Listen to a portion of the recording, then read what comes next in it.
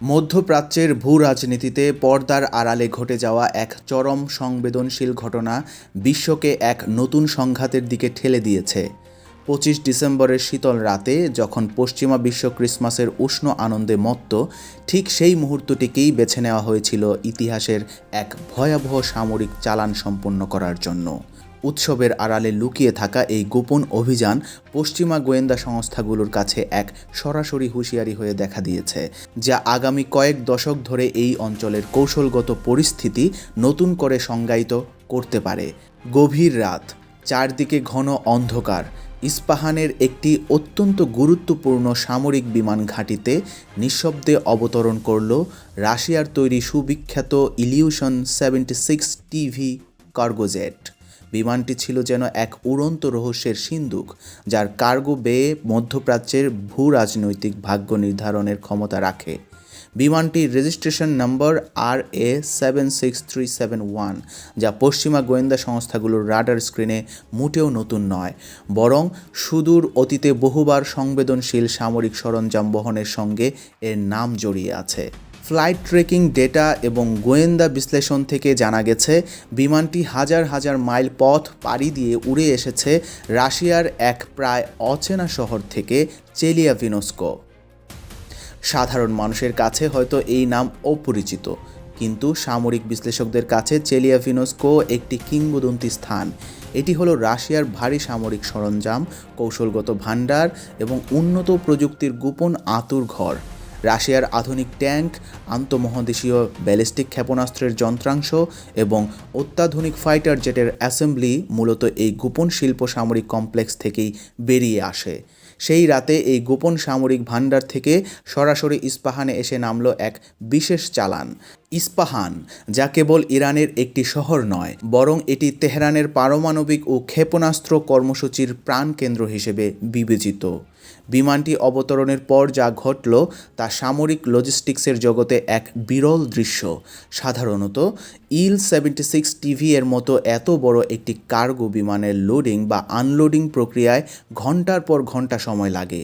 বিশাল সরঞ্জামগুলো নামানো হয় ধীরে সুস্থে এবং অত্যন্ত সতর্কতার সঙ্গে, কিন্তু এখানে ঘটল তার সম্পূর্ণ বিপরীত।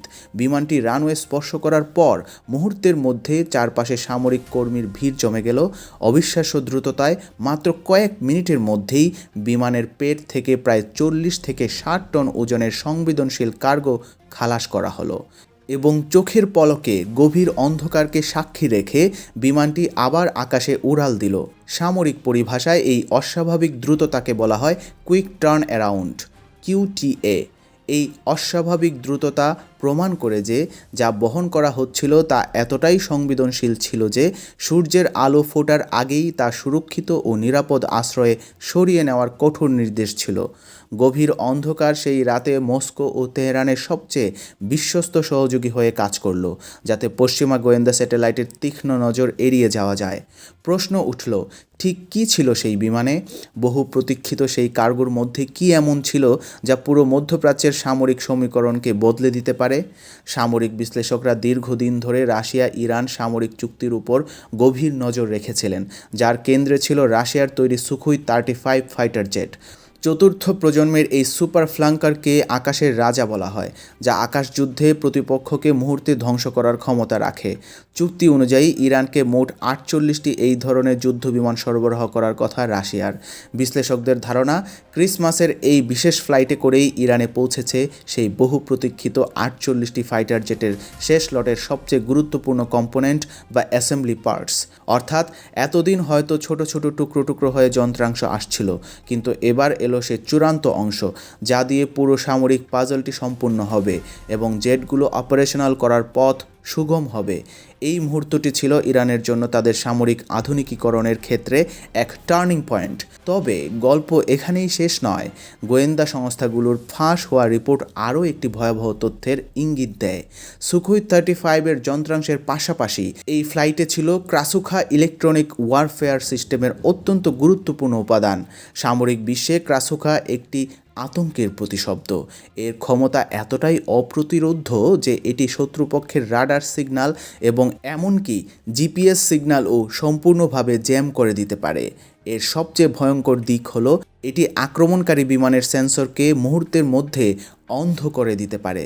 সহজ ভাষায়, যদি ইসরায়েল বা আমেরিকা তাদের সবচেয়ে আধুনিক স্টেলথ ফাইটার বা স্মার্ট গাইডেড ক্ষেপণাস্ত্র ব্যবহার করে ইরানে হামলা চালায়, তবে এই ক্রাসুকা সিস্টেমের পাল্লায় পড়ে তাদের ক্ষেপণাস্ত্রগুলো মাঝ আকাশেই দিক হারিয়ে ফেলবে, যেন অন্ধ হয়ে দিকভ্রান্তের মতো লক্ষ্য থেকে বহু দূরে হারিয়ে যাচ্ছে। ক্রাসুকা ইরানকে এমন এক অদৃশ্য ইলেকট্রনিক ঢাল দেবে যা ভেদ করা পশ্চিমা প্রযুক্তির জন্য প্রায় অসম্ভব হয়ে দাঁড়াবে। ইস্পাহানের কৌশলগত অবস্থানও এই ঘটনার গুরুত্ব বহুগুণ বাড়িয়ে দেয়। এটি কেবল আকাশসীমার জন্য নয়, এটি ইরানের পারমাণবিক ও উন্নত ক্ষেপণাস্ত্র প্রোগ্রামের প্রাণকেন্দ্র। সম্প্রতি এখানেই রাশিয়ার S-400 মিসাইল ডিফেন্স সিস্টেমের গোপন পরীক্ষা চালানো হয়েছে বলে খবর রয়েছে। অর্থাৎ পুরো বিষয়টি একটি বৃহৎ সমন্বিত কৌশলগত পরিকল্পনার অংশ। রাশিয়া শুধু ইরানকে অস্ত্র দিচ্ছে না, তারা ইরানকে এমন একটি আকাশ প্রতিরক্ষা কাঠামো গড়ে তুলতে সাহায্য করছে যা ভেদ করা কার্যত অসম্ভব। তারা আকাশ, ভূমি এবং ইলেকট্রনিক তিনটি স্তরে ইরানের প্রতিরক্ষাকে ইস্পাত কঠিন করে তুলছে। সময়ের নির্বাচনও ছিল বিশেষভাবে তাৎপর্যপূর্ণ। ক্রিসমাসের রাত বেছে নেওয়ার কারণ খুবই সোজা। এটি হলো সবচেয়ে বেশি নজরদারি শিথিলতা নিশ্চিত করার সময়, যখন সারা বিশ্বের গোয়েন্দা সংস্থাগুলো ও সামরিক দপ্তরগুলো ছুটির মেজাজে থাকে, যখন পশ্চিমা গোয়েন্দা কর্মীদের সংখ্যা অফিসে স্বাভাবিকের চেয়ে কম থাকে, ঠিক তখনই এই সবচেয়ে বড় ও সংবেদনশীল চালানটি সম্পন্ন করা হলো। সামরিক বিশ্লেষকরা একে পুতিন ও খামেনির একটি কৌশলগত মাস্টার স্ট্রোক হিসেবে অভিহিত করেছেন, যা পশ্চিমা বিশ্বের নিরাপত্তা ব্যবস্থাকে চ্যালেঞ্জ ছুড়ে দিয়েছে। এই পুরো ঘটনাকে মধ্যপ্রাচ্যের বর্তমান উত্তেজনার প্রেক্ষাপটে দেখতে হবে। ইসরায়েল ইরান উত্তেজনা চরমে, গাজার পরিস্থিতি জটিল থেকে জটিলতর হচ্ছে এবং আঞ্চলিক সংঘাতের আশঙ্কা সর্বদাই বিদ্যমান। এই চরম বিশৃঙ্খলার সুযোগ কাজে লাগিয়েছে মস্কো। যখন আমেরিকা নিজেদের রাজনৈতিক অস্থিরতায় ভুগছে এবং বিশ্ব অন্যত্র মনোনিবেশ করছে, তখন পুতিন ইরানের হাতে তুলে দিলেন এমন সব কৌশলগত অস্ত্র যা আঞ্চলিক শক্তির ভারসাম্য সম্পূর্ণ বদলে দিতে পারে। এই 48টি সুকুই 35 যুদ্ধবিমান আগামী কয়েক সপ্তাহের মধ্যে যদি ইরানি বিমান বাহিনীর সঙ্গে পূর্ণাঙ্গভাবে যুক্ত হয়, তবে মধ্যপ্রাচ্যের আকাশে ইসরায়েলের একচ্ছত্র আধিপত্য আর থাকবে না। এতদিন ইরান ড্রোন, ব্যালিস্টিক ক্ষেপণাস্ত্র বা প্রক্সি যোদ্ধাদের মাধ্যমে লড়াই করলেও আধুনিক যুদ্ধবিমানের অভাবে তারা আকাশে দুর্বল ছিল। এখন সে দুর্বলতা কাটিয়ে তারা সমানে সমানে লড়াই করার সামরিক সক্ষমতা অর্জন করল। একদিকে আকাশের রাজা সুখোই 35, অন্যদিকে S-400 ক্ষেপণাস্ত্র প্রতিরক্ষা ব্যবস্থা, আর সঙ্গে ক্রাসুকা ইলেকট্রনিক জ্যামিং প্রযুক্তি। এই তিনটি সমন্বয়ে তৈরি হচ্ছে এমন এক প্রতিরক্ষা দুর্গ যা ভেদ করা ন্যাটোর সামরিক জোটের জন্য দুঃসাধ্য হতে পারে। ইসরায়েলি F-35 বা দূরপাল্লার ক্রুজ ক্ষেপণাস্ত্রগুলো এই নতুন চ্যালেঞ্জের সামনে কার্যত অকেজো হয়ে পড়তে পারে। মস্কো বা তেহরান কেউই এই বিশেষ ফ্লাইট নিয়ে কোনো আনুষ্ঠানিক বিবৃতি দেয়নি। তারা নীরবতা বজায় রেখেছে, কিন্তু আন্তর্জাতিক সম্পর্কের ক্ষেত্রে এই নীরবতাই অনেক সময় সবচেয়ে জোরে কথা বলে। এখন প্রশ্ন হলো, ওয়াশিংটন কি করবে? পেন্টাগন কি নতুন কোনো কঠোর নিষেধাজ্ঞা আরোপ করবে, নাকি মধ্যপ্রাচ্যে তাদের পুরনো সামরিক রণকৌশল বদলাতে হবে? ইসরায়েল কি এই নতুন আকাশপথের হুমকি একা মোকাবেলা করতে পারবে? এই প্রশ্নগুলোর উত্তর এখনও অনিশ্চিত। তবে একটি বিষয় নিশ্চিত, 25 ডিসেম্বরের সেই রাতে মধ্যপ্রাচ্যের শক্তি ভারসাম্যে চিরতরে বদল এসেছে। ইস্পাহানের রানওয়েতে যা অবতরণ করেছে তা কেবল লোহালক্কর ছিল না, ওটা ছিল পশ্চিমা বিশ্বের প্রতি মস্কো এবং তেহরানের এক স্পষ্ট সতর্ক বার্তা। নতুন সামরিক বাস্তবতার সাথে বিশ্বকে মানিয়ে নিতে হবে, কারণ 48টি নতুন রাজা এখন ইরানের মাটি পাহারা দিচ্ছে।